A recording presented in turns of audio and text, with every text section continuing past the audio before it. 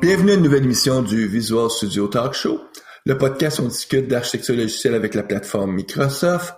Je m'appelle Mario Cardinal et avec moi Guy Barrette. Hey, salut Mario, comment vas-tu mon cher? Je vais bien. J'ai vécu un décès ces derniers jours dans ma famille, mais outre ça, la vie continue. On est dans le plein mois de janvier. Je sais pas si c'est la même chose pour toi, Guy, mais tu sais, le travail, on dirait que là, c'est tout le monde tout a repart, on a plein de choses à faire. Puis on profite tout ça, en tout cas pour dans mon cas, moi, beaucoup de l'hiver. Je sais pas pour toi. Non, je profite pas de l'hiver. J'haïs l'hiver. Puis cet hiver est assez dur. On a eu des semaines super froides, puis ensuite la température joue au yo-yo. Là, on passe d'au-dessus de zéro avec de la pluie. Ensuite, on a des temps froids, puis là, ça a gelé partout. Là, les trottoirs sont dangereux, stationnement partout. Là, c'est comme l'agilité. Tu sais, l'agilité dit embrasser ou adopter le changement ou faites-en un de vos amis. Ben dans notre cas, nous, c'est qu'il faut adopter l'hiver, vivre avec, faire des sports d'hiver. Sinon, effectivement, que la température change. Écoute, des fois, en 24 heures, ça passe de moins 30 à plus 5, là, 35 degrés de changement en 24 heures. Anyway, on n'a pas vraiment le choix. Hey Mario, j'ai lancé une petite chaîne YouTube qui s'appelle Azure Rocks. On va sur azurerocks.com, ça nous redirige vers YouTube. Puis en fait, c'est des petites vidéos super courtes là, de 3 à 5 minutes que je fais sur les bases. Là. En fait, un développeur web là, qui voudrait s'intéresser à Azure, mais comment déployer son application, comment c'était, je sais pas moi, les noms de domaine, comment faire des backups, c'est tout ça. Mais des fois, on cherche à faire une opération dans Azure, puis on est obligé de regarder une vidéo de 10-20 minutes, là, soit une formation, puis finalement, on est intéressé par 2 minutes là, dans cette formation-là. Ben moi, je veux faire en tout cas mon but, on va voir si je vais avoir du succès, là. Mais mon but, c'est de sortir chaque petite tâche, là, puis d'en faire une petite vidéo courte, là, de 3 à 5 minutes, là, max, là. Donc, un jour, tu vas avoir... Là, je pense que tu es rendu peut-être à 4-5 vidéos, mais ton objectif, c'est d'en avoir une centaine. J'en ai une douzaine. Là. Une douzaine, hein, ça va vite, hein? Ah oui, ça va super vite. C'est quelque chose que tu fais en français ou en anglais?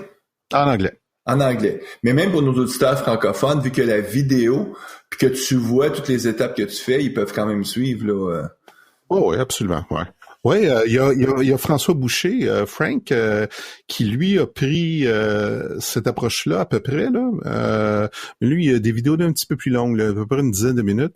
Puis lui, c'est en français. Donc c'est quand vous cherchez sur Google le cloud en français ou Frank Boucher, vous allez retrouver ces vidéos en français, pardon. Mais de toute façon, je suis persuadé que nos auditeurs, la technologie, ça se passe beaucoup dans la langue de Shakespeare. Donc, je suis persuadé que nos auditeurs, ce sera pas la première et la dernière fois qu'ils vont visualiser un contenu en anglophone et réussir à le comprendre, même si c'est pas notre langue première. Non, bon, oui, absolument, oui.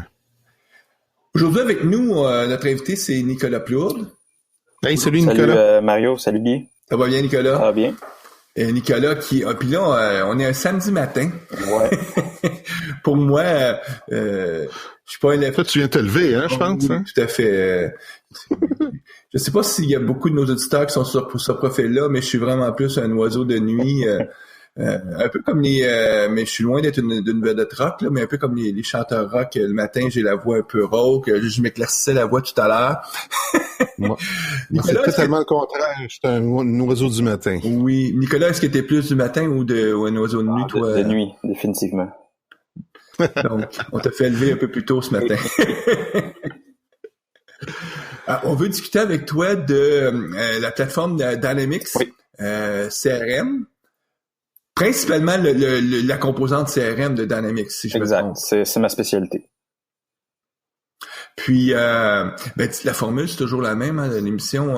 Outre le fait qu'on va discuter plus en profondeur du sujet, on aime ça permettre à nos auditeurs de te connaître un peu plus. T'es Québécois, tu vis à Montréal.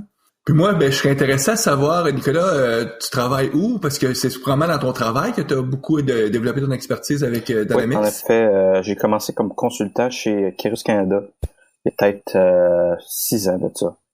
Puis je suis resté chez eux 4 ans. J'ai été chez beaucoup de clients. J'ai commencé avec la version 4 de CRM. Puis j'ai travaillé à travers les années la version 11, 13, 15, 16 online aujourd'hui. Puis aujourd'hui, je suis à mon compte. Puis je me suis trouvé un bon contrat à la Banque Laurentienne. OK. Puis là-bas, je fais du développement et je fais du support. C'est une job assez intéressante. OK. Puis, juste curieux, avant de commencer chez ton employeur qui est russe, ou est-ce que tu avais fait un peu de CRM ou c'est vraiment chez cet employeur-là que tu t'es mis les mains à la pâte? Ça, j'avais jamais fait de CRM avant. J'avais un background de développeur web, ASP.NET. Je connaissais JavaScript. Mais je n'avais aucune connaissance du CRM. Puis aujourd'hui, c'est un peu ce qu'on veut faire comme démarche avec toi, c'est expliquer à nos auditeurs qui seraient intéressés quelle serait la démarche à prendre pour vraiment se familiariser avec la programmation de cette plateforme-là. Il y a une grosse demande pour de plus en plus pour des gens qui sont capables d'étendre ou en tout cas de bonifier la plateforme.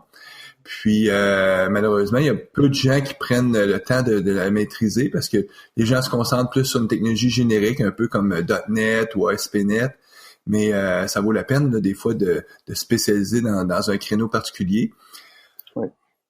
Oui, parce que CRM, c'est vraiment une plateforme qui accélère le développement parce que tu n'as pas besoin de penser à la base. Mm-hmm. Ouais. Tu n'as pas besoin de penser à la sécurité, tu n'as pas besoin de penser à ta base de données, tout doit déjà être là. Puis en plus, il y a un paquet de fonctionnalités pour la gestion de la relation client qui sont déjà pré-développées. Donc, Oui. Mais si on vient peut-être un petit peu plus haut, d'un point de vue plus haut, CRM, si on voudrait le décrire là en 30 secondes, là, on pourrait le décrire comment?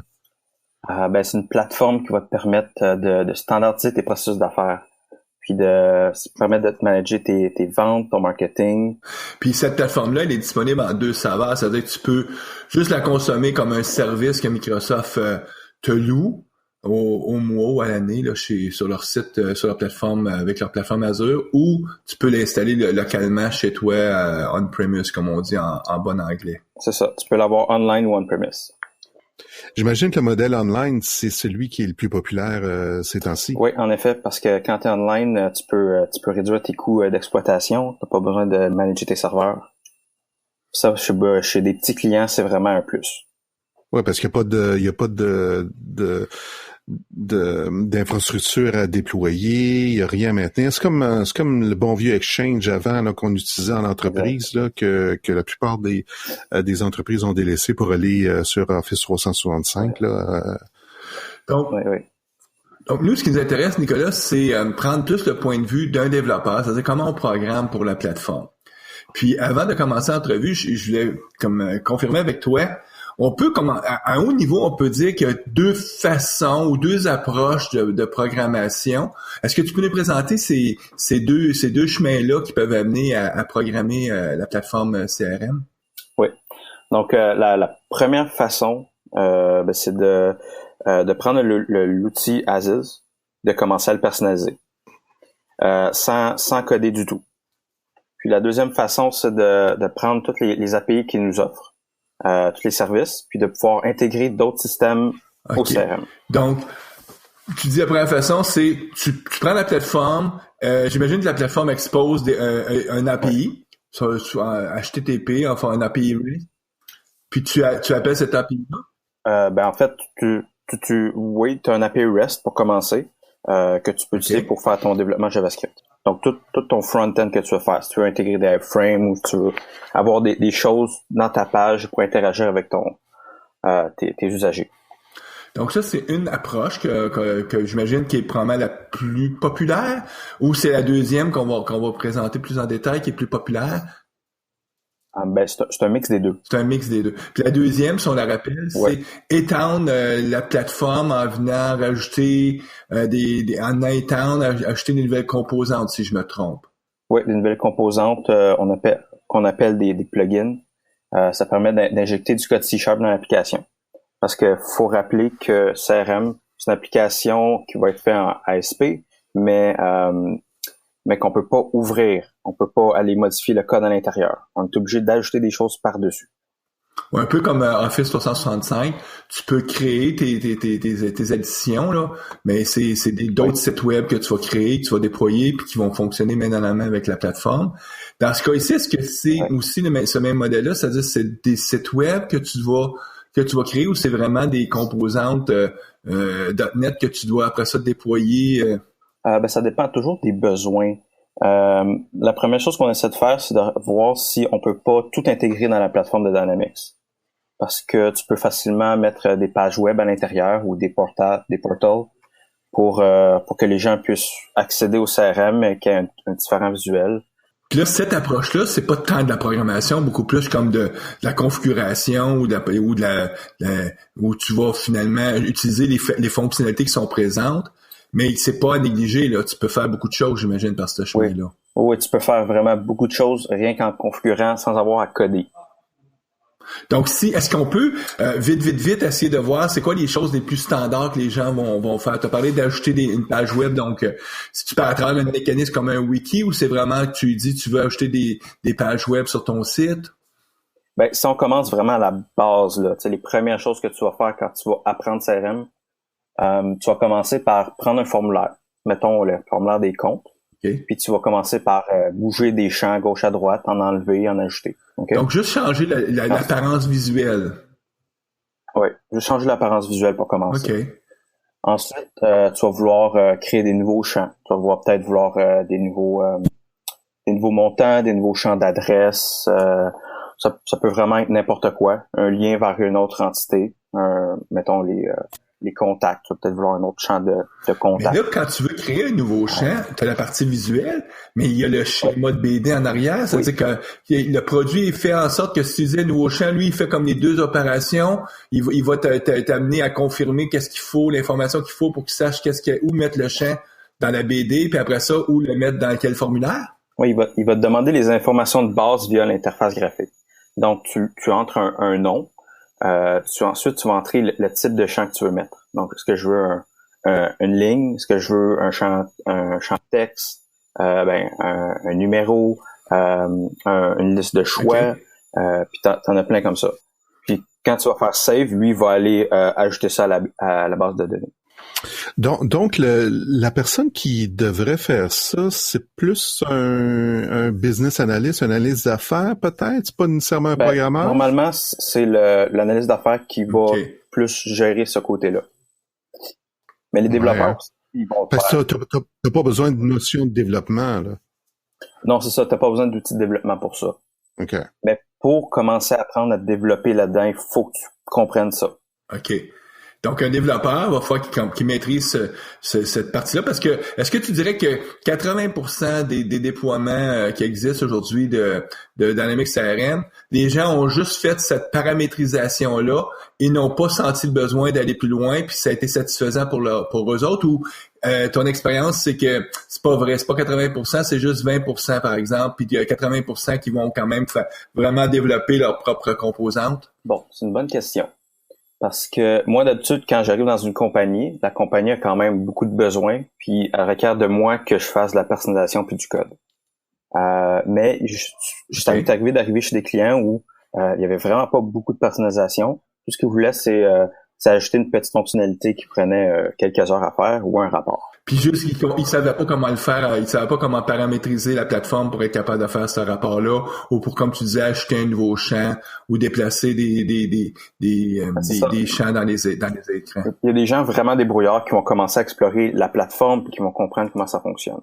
Il y en a d'autres qui hésitent un peu, donc qui préfèrent comme parler avec moi, puis moi je peux le faire avec eux en même temps. T'sais, je peux vraiment live, je peux commencer à déplacer des champs devant eux et dire est-ce que tu aimes ça? C'est un bout que j'aime d'application. Puis là, mais si je comprends bien, là, notre programmeur qui dit ben moi je dois apprendre à programmer pour Dynamics. Mais oui. En apprenant à paramétriser, il va aussi comme faire le tour de toutes les fonctionnalités du produit, puis il va pouvoir voir tout ce qui est faisable avec ce produit-là, j'imagine. Exactement. Ça, c'est quand même des parties difficiles, je trouve. C'est d'apprendre tous les petits morceaux parce que je trouve que CRM, c'est vraiment un gros casse-tête. quand tu as un problème, il faut que tu saches quel morceau utiliser parce que tu peux facilement te compliquer la vie. Tu peux facilement te créer 2-3 champs puis dire je vais remplir celui-là, puis celui-là. Mais dans le fond, tu aurais dû utiliser cette fonctionnalité-là, qui elle est beaucoup plus simple. Et là, si, mettons, notre auditeur qui dit, ouais, là, moi, ils me sont en train de me convaincre, là, je vais regarder ça. Bon, pour la partie apprendre à paramétriser, c'est quoi la meilleure façon de se former? Pour un développeur, je dirais, tu pourrais t'ouvrir une instance online de Dynamics. C'est gratuit. Donc, la première étape, c'est que tu crées un compte. Oui, crée-toi un compte online. Tu tapes Dynamics 365, puis tu peux te créer un compte de 30 jours. Puis, ils vont te créer une instance CRM, vanille, avec les comptes, les opportunités, le module de vente, c'est celui que je suggère. Puis, tu pourrais cliquer un peu partout, puis tu vas commencer à comprendre comment ça fonctionne en arrière. Là, j'ai entendu que tu as dit un compte de 30 jours. Est-ce que ça veut dire qu'après au 31e jour, il faut que tu sortes ton porte-monnaie pour être capable de continuer à explorer la plateforme, ou il existe un chemin pour vraiment... ce que tu es en train de nous dire, c'est qu'il faut faire dans les 30 jours qui suivent que tu décides, je vais investir plus ou je vais pas investir dans la plateforme. Tu peux toujours sauvegarder tes personnalisations que tu as fait, puis t'ouvrir un autre compte de 30 jours. Ou ça arrive souvent. Ou tu peux communiquer avec Microsoft et leur dire je suis intéressé, mais je veux pas encore débourser d'argent, donc peux-tu étendre mon trial? Et quand on dit je veux pas dépenser d'argent, ça veut dire quoi? C'est qu'il va falloir que tu aies ton propre compte, puis là que vu que t'es pas une compagnie qui va l'utiliser de façon systématique, tu peux y aller avec juste le forfait de base, ou il va falloir quand même que tu te prennes un forfait plus élevé pour avoir accès à toutes les fonctionnalités pour vraiment apprendre? Donc, le forfait que vous devriez prendre de base, c'est le forfait pour la licence Sales. Donc, c'est un forfait, en canadien, il me semble, c'était 140 par mois? $ par mois. Oui, par mois. Donc, c'est quand même assez dispendieux. Il faut vraiment que tu veuilles investir et maîtriser la plateforme là, pour dépenser presque 12 mois. Ça fait quasiment 1500 $ par année là, pour avoir ton compte. C'est le forfait, quand tu dis sales, ça serait vente. Oui, vente. Probablement que si tu prends un seul module, ils vont peut-être te faire un prix un peu moins cher, comme 113 $.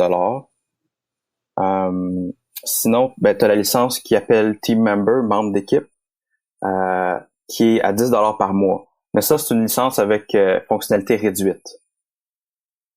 Donc, c'est ce que tu donnes, mettons, au reste de l'entreprise pour que eux puissent utiliser l'application, mais que ça coûte pas trop cher à ton entreprise. Surtout que du côté de Salesforce, qui est le compétiteur, je pense qu'on peut ouvrir un compte développeur puis avoir des instances tout à fait gratuitement là, sans débourser. Là. Ouais. Mais je pense honnêtement là, que le trial de 30 jours suffit. Puis que si tu veux l'avoir plus longtemps, tu peux demander une extension, sinon ouvrir un autre trial. Parce que bouger des personnalisations, c'est vraiment facile avec CRM. Okay, donc, quand tu as passé 3-4 jours à faire de la personnalisation, tu as fait le tour, là. C'est ce que tu es en train de nous dire. Non, mais en fait, c'est que tu peux les bouger facilement d'un CRM à un autre. Tu peux les recréer ailleurs, c'est facile. Ouais, parce que c'est pas un schéma de base de données que tu as besoin de bouger. C'est vraiment c'est un peu complexe. Tu passes par ce qu'on appelle une solution. Tu mets tes personnalisations que tu as mis à l'intérieur, tu l'exportes, ça donne un fichier zip, tu peux l'importer ailleurs après. Ah, OK. Ah, OK. Donc là, tu ouvres ton compte, puis bon, tu te prépares à t'ouvrir peut-être à avoir plusieurs adresses email, soit avec avec le fournisseur de email que tu veux. Et là, tu ouvres ton compte et tu vas commencer à explorer la plateforme. Oui. Tu commences à explorer la plateforme. Bon, tu vas arriver dans le module en tant que tel, qu'il faut quand même comprendre comment ça fonctionne. Tu as les comptes, les contacts, les opportunités. Puis, tu peux aller dans le back-end de l'application, qui est encore une interface graphique. C'est facile à comprendre. Puis, tu peux commencer à créer des choses, créer des nouvelles entités, créer des ressources web, puis peut-être même ajouter d'autres fonctionnalités avec des add-ons externes. Puis est-ce qu'il y a quelque part, tu sais, quand tu dis il existe actuellement, il existe dans des entités, tu vas parler de 3 choses que tu vas trouver, tes contacts, peux-tu nous rappeler les 2 autres? les comptes, les opportunités. Donc, ces grands blocs-là, là, ces grands, c'est quasiment des objets du domaine métier. Est-ce qu'il y a comme est-ce qu'il y a, bon, quand on sait qu'on a des comptes, on a des contacts, est-ce qu'il y a autre chose, est-ce que c'est facile de pouvoir les identifier puis s'accaparer comme, par exemple, si je prends un compte, c'est quoi les attributs que ça a, ça? C'est quoi, c'est sûr qu'il doit avoir un nom au compte, mais, il y a pas mal d'autres choses, là. Pour voir le schéma. Pour voir le schéma, il y a un bouton dans le coin de l'écran qui s'appelle Recherche avancée. Puis là-dedans, Okay. tu peux, t'as un drop-down avec toutes les tables, les entités du CRM. Puis tu peux passer à travers ça. Okay. Puis tu peux aller sélectionner tous les champs que tu veux. Puis en fait, le but de la recherche avancée, c'est de pouvoir choisir un champ, puis de mettre un critère, un filtre, puis de pouvoir faire une recherche, vraiment sortir les infos que tu as besoin. OK. Donc, c'est une façon de pouvoir se faire, c'est un peu son modèle mental, de dire, j'ai tel objet métier, j'ai tel autre objet métier. Pour après ça, être capable de pouvoir les étendre. Donc, on va étendre le schéma. Oui. Est-ce que c'est assez rapidement, on va aussi voir aller bouger les champs dans les écrans, rajouter des champs, ou ça sera pas à cette étape-là qu'on ferait ça? Oh oui, tout à fait. Au début, là, c'est vraiment super facile, c'est intuitif. OK. Oui. Donc, quelqu'un peut se familiariser avec la plateforme de cette façon-là, puis il devrait commencer par faire ça avant même de penser à commencer à programmer une extension ou une composante. Oui. Parce que je pense que tu as vraiment besoin du contexte avant de commencer à programmer. Ouais, ça doit être important, oui, effectivement. Okay. Donc là, imaginons que notre auditeur a passé plusieurs jours sur la plateforme, il commence à avoir une bonne vue d'ensemble. On peut faire ça avec Dynamics CRM. Maintenant, ce serait quoi le chemin pour lui pour dire, je vais apprendre à me programmer une extension, une composante ou à étendre finalement donc à faire ça va être une solution Visual Studio? Est-ce que c'est par Visual Studio que tu vas partir ou c'est vraiment par un autre chemin? Tu vas utiliser Visual Studio pour faire ta programmation, oui. Tu vas avoir besoin du SDK de CRM. Donc, je te dirais que... donc il va falloir aller chercher le SDK. Oui. Donc, la prochaine étape, ce serait d'aller sur Google, de taper SDK CRM Dynamics, d'aller chercher la bonne version du SDK. Donc, je sais que pour la nouvelle version du CRM, ils ont arrêté de faire un gros fichier zip que tu peux downloader, puis ils ont tout mis ça sur GitHub. Si tu tapes code.msdn.microsoft.com, tu vas pouvoir trouver le SDK complet de Dynamics pour la nouvelle version. OK. Mm-hmm. Donc, faut aller le chercher, puis là, puis là, quand tu vas le chercher, c'est quoi? C'est un MSC que tu installes sur ton poste Windows? C'est pas tout à fait un MSC, c'est plus un gros dossier qui contient les dépendances, puis des samples de code. Mais à ce moment-là, beaucoup de développeurs, eux autres, ils mettent toujours dans l'écosystème Visual Studio. Est-ce qu'on peut, avec les extensions Visual Studio, aller les chercher autrement ou c'est vraiment d'aller télécharger les dossiers comme tu nous expliques? Pour les librairies, tu peux les trouver sur NuGet. Okay. Les librairies de base sont sur NuGet. Qu'est-ce qui différencie les librairies du SDK? Dans le SDK, au moins, tu vas avoir des samples de code. Tu vas avoir beaucoup d'exemples. Ah, OK. Donc, je trouve que c'est une bonne base. Tu peux passer à travers peut-être les vingtaines d'exemples. Tu vas avoir beaucoup d'exemples en C# et en JavaScript. Donc, les samples de code, c'est soit des solutions C# que tu ouvres ou des sites ASP.NET ou est-ce que c'est vraiment sur technologie ASP.NET quand tu dis JavaScript ou c'est plus c'est vraiment du pur JavaScript et HTML. OK, donc vraiment pour un développeur web qui ne serait pas de l'écosystème Microsoft, là. Oui, exactement. Parce que quand tu viens ajouter une ressource à CRM, elle ne sera pas compilée. Tu peux pas faire de ASP. Un exemple typique de sample, ce serait de calculer le prix d'un produit, de publier des produits, de cloner des produits, de créer un workflow custom real-time, et ainsi de suite. Donc, si on prend le premier, calculer le prix d'un produit, c'est parce que des fois, pour connaître le prix, il faut que tu références d'autres informations qui sont à l'extérieur du CRM. C'est là où est-ce que tu vas être capable de vraiment programmer la fonction qui va faire ça. Là. Ce qui va, par exemple, être peut-être aller dans ta base de données chercher d'autres informations dans des bases de données corporatives, là, et après ça, revenir en disant le prix de ce produit-là est XXX. Oui, tu peux vouloir aller chercher ton information ailleurs. Sinon, l'exemple va plus te montrer comment aller chercher dans les divers entités de CRM le prix des produits puis comment le calculer d'une façon unique. Je comprends. OK, je comprends. Donc, là, le chemin que tu dis à nos amis auditeurs, commencez par regarder des exemples, parce que vous allez vraiment avoir des exemples concrets programmés de A à Z pour puis c'est des solutions dans Visual Studio. Donc, tu peux double-cliquer sur le .sln, puis là, ça t'ouvre la solution.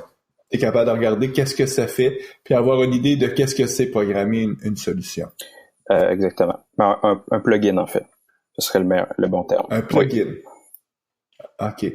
Donc, et mettons que si je passerais pas pour les samples, je serais dans Visual Studio. Comment je peux faire que, parce que souvent dans Visual Studio, tu sais, t'as quand tu crées une solution, tu sais, il va te demander au début, veux-tu créer une solution ASP.NET, veux-tu créer une solution pour, je sais pas, moi, faire X, Y, Z? Oui. Mais il devrait avoir aussi des solutions pour la partie Dynamics. Comment on les amène dans notre Visual Studio, ces templates-là, ces gabarits-là? Avant, j'allais dans le SDK, puis j'avais un dossier qui s'appelait extension ou outils pour Visual Studio. Puis je pouvais installer ça, puis ça m'ajoutait des templates. Sauf que maintenant, je les utilise plus, ces choses-là. Parce que si je veux faire un plugin, je vais juste downloader les packages NuGet, puis je signe mon assembly, puis voilà, je suis parti. Ah, donc, puis à ce moment-là, tu choisis quoi comme solution? Tu fais juste une solution typiquement ASP.NET ou c'est juste une DLL? Juste une DLL, une librairie C#. OK. Donc là, tu vas choisir le gabarit DLL C#. Tu vas aller référencer à travers NuGet tes composantes. Donc, est-ce qu'il y en a plusieurs composantes ou c'est juste une seule que puis là, c'est sûr, il faut que tu fasses une petite recherche dans NuGet pour les trouver? Ouais, c'est d'habitude j'en ajoute juste une de base, microsoft.crmsdk.coreassemblies. OK. Donc si tu rajoutes ça, ça te donne les API pour que tu sois capable de programmer ton plugin. Quand je veux tester mon plugin, je dois l'uploader sur le serveur. Et pour ça, il y a un outil dans l'SDK qui s'appelle le Plugin Registration Tool qui permet de vraiment uploader ma configuration. Puis de vraiment dire, je veux que ce plugin-là parte quand je viens créer un contact, par exemple. Puis quand tu développes localement, est-ce que... Oui. En fait, est-ce que tu contactes le back-end dans le cloud? Localement, c'est plutôt dur. Il y a des frameworks de unit test qui existent, mais c'est pas mal tout. C'est un peu plus d'essais-erreurs. Admettons que je veux tester mon plugin que je viens de coder. Je l'upload, puis je vais peut-être avoir une erreur. Dans mon tool, dans le Plugin Registration Tool, je peux dire débug-moi ce plugin-là. Puis il va me créer un fichier qui va être le contexte d'utilisation du plugin. Je vais pouvoir télécharger ce fichier-là, puis localement, je vais pouvoir débugger mon plugin. Parce que un plugin, ça s'insère entre deux événements dans par exemple la sauvegarde d'un écran. Donc, tu sauvegardes dans ton écran, le plugin va être appelé, puis ensuite ça va être envoyé à la base de données. Ça va s'injecter entre les deux couches. Puis là, si je comprends bien, quand tu vas programmer ton plugin, va falloir que tu lui dises dans quel contexte tu veux qu'il soit lancé, c'est-à-dire soit sur un événement, comme tu disais, lorsque je fais la sauvegarde d'un formulaire. Est-ce qu'il y a plusieurs types d'événements ou c'est toujours lorsque tu fais le save sur un formulaire? Mais en fait, tu as la création, l'update. Tu peux choisir quels champs sont mis à jour. Okay. Tu as le changement de statut. Parce que de base, toutes les entités peuvent être activées, désactivées, ou tu peux ajouter des styles de statut. Tu peux faire ça sur la récupération d'une donnée. Donc, quand on fait un select, quand on fait un select de plusieurs données à la fois. Ensuite, il y a environ une trentaine de messages que tu peux créer, que tu peux utiliser. OK. Donc, c'est vraiment très riche, là, comme type de capacité. Mais à tous les fois, toi, essentiellement, ce que tu fais, c'est que tu viens créer c'est comme si tu créerais un événement qui va être appelé puis ton bout de code, c'est juste, il va être juste roulé là, puis après ça, la contrôle va être retournée à l'application principale qui est programmée par l'équipe de Microsoft. Oui, c'est ça. Donc, moi, je peux programmer un événement qui va être avant la sauvegarde, après la sauvegarde, en sync ou en async. Donc, c'est beaucoup ça. Là. Quand on dit on va venir créer des plugins, on va venir étendre notre plateforme Dynamics CRM, c'est tous ces événements-là que les programmeurs viennent programmer pour donner des nouvelles fonctionnalités à la plateforme. Puis tu mentionnais tout à l'heure un autre modèle qui est plus HTML et JavaScript pur. Là, on parle pas de plugin, là. Non, on parle pas de plugin. C'est pour combler un autre style de besoin. Okay. Par exemple, j'arrive dans un formulaire puis je veux avoir des animations ou je veux avoir des changements de texte qui vont être live de mon écran. Parce que un plugin va se faire du côté serveur puis un JavaScript va faire du côté client.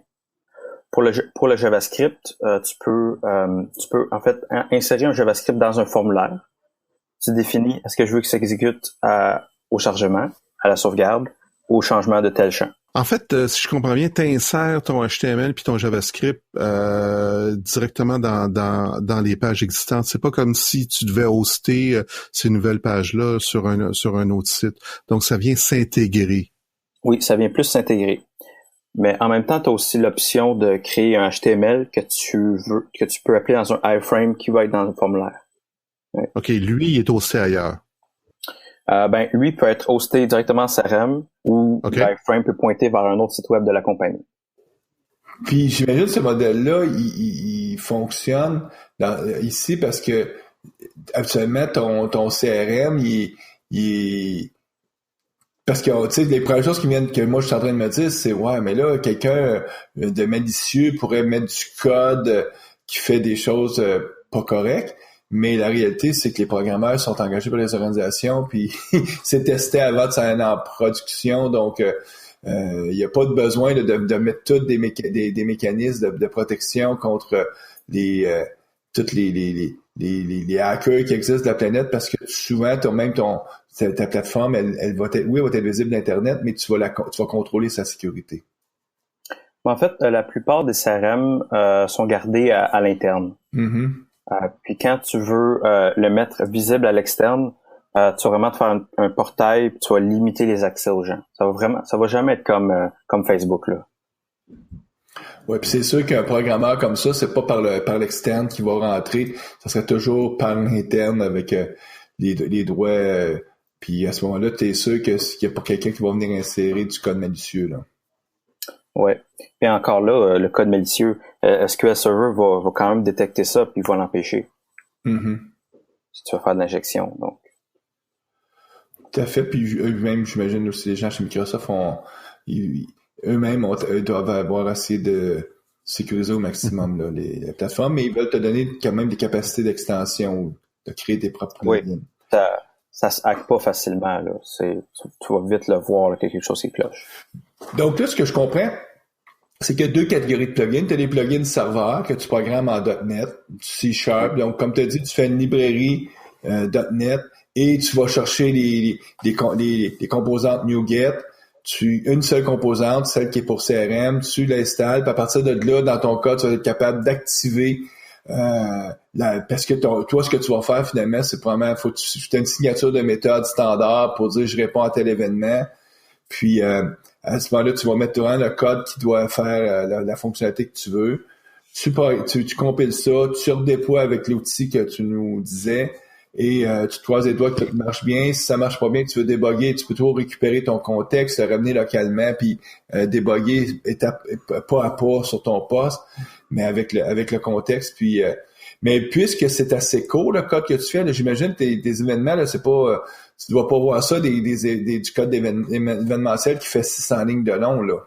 Ah non, jamais. D'habitude, je garde ça vraiment court, là. C'est rare que tu veux faire une grosse librairie pour un plugin parce que c'est quand même un événement qui va partir quand la personne va utiliser l'application. Tu vas avoir sauvegardé, tu ne peux pas attendre 20 minutes, là. Ouais. Donc, souvent, c'est un très bon point. Souvent, c'est aussi simple que je vais compléter une commande, puis je vais envoyer la commande à un autre système. Ouais, ben oui, justement, ça, c'est un scénario assez typique là, que vous pourriez avoir. Ah, ok. Donc, si par exemple je fais une modification dans un écran, ça va, la sauvegarde se fait dans la base de données de Dynamics CRM, mais je voudrais peut-être aussi l'envoyer à un deuxième système, puis ça serait une façon de le faire. Puis ça a beaucoup de sens. Donc, il y a ce modèle-là, plugin serveur. Puis ce que tu nous expliquais, c'est que tu peux aussi faire des plugins qui vont rouler dans le client, donc dans le navigateur web des utilisateurs. Et à ce moment-là, c'est du HTML et surtout du JavaScript. Puis c'est le même modèle, c'est-à-dire que c'est des événements, donc c'est des fonctions en JavaScript que tu vas écrire qui vont être appelées par le code dans la page. Oui. Puis là, en fonction, encore là, j'imagine, faut que tu viennes et dire que tu vas être appelé quand, mettons, quelqu'un sauvegarde l'écran ou quand quelqu'un charge l'écran. Puis ce code JavaScript-là va être exécuté automatiquement aussi. Puis là, ça te fait des extensions ou des plugins, mais du côté browser, du côté navigateur.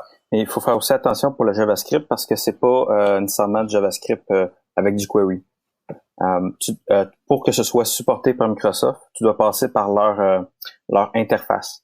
Donc, il y a des objets qui sont disponibles qui disent OK, va chercher tel attribut avec tel nom, puis je veux lui mettre telle valeur. OK. C'est la façon comme de se protéger pour empêcher que quelqu'un commence, par exemple, à naviguer sur le Document Object Model, là, sur l'arborescence dans la page web, puis commencer à traficoter toutes des choses. C'est ça. Que là, tu passes une update, puis là, que ce soit plus supporté. Donc, eux, c'est un moyen de leur protéger. Ben oui. OK. Donc, là, on a vu ces deux modèles-là. Je suis en train d'apprendre à programmer. Au début, je te demandais, est-ce que c'est possible aussi de programmer avec un API REST? Donc, c'est un autre chemin possible, ça aussi, c'est-à-dire, est-ce que Microsoft a publié ou exposé des fonctionnalités, par exemple, en appelant un API REST, je pourrais par programmation, littéralement, simuler que je remplis un écran puis que je soumets par exemple, je sais pas moi, une commande. Oui, depuis la version 2015, il y a un API REST. Donc, souvent, ce que je fais, moi, c'est que je l'utilise dans un formulaire en JavaScript pour aller chercher des données, aller faire une query dans la base de données pour remplir des champs automatiquement. Ah, OK. Donc là, tu viens étendre du côté client, mais tu te sers de la API REST pour aller chercher d'autres informations ailleurs, oui, dans la plateforme CRM pour après ça être capable de rapidement rendre des fonctionnalités encore plus puissantes dans la plateforme. Exact. Ça, c'est le côté CRM. Parce que je peux aussi utiliser cette API REST-là pour communiquer à l'extérieur de CRM avec une autre application si je veux. Oui, ça pourrait littéralement être une application Windows que j'ai écrite ou une application mobile que j'ai faite pour un Android ou un iOS, puis appelle l'API, va récupérer, puis à ce moment-là, je serais capable, par exemple, de faire un petit front-end mobile là, pour mon CRM. Ce que je programmerais probablement pas parce que j'imagine que Microsoft ont déjà fait les clients pour iOS, Android. Exactement. Il y a déjà des applications mobiles pour CRM. Que Microsoft travaille très fort dessus. Ils ont refait d'ailleurs toute l'application pour la version 9, puis c'est vraiment beau. Ouais.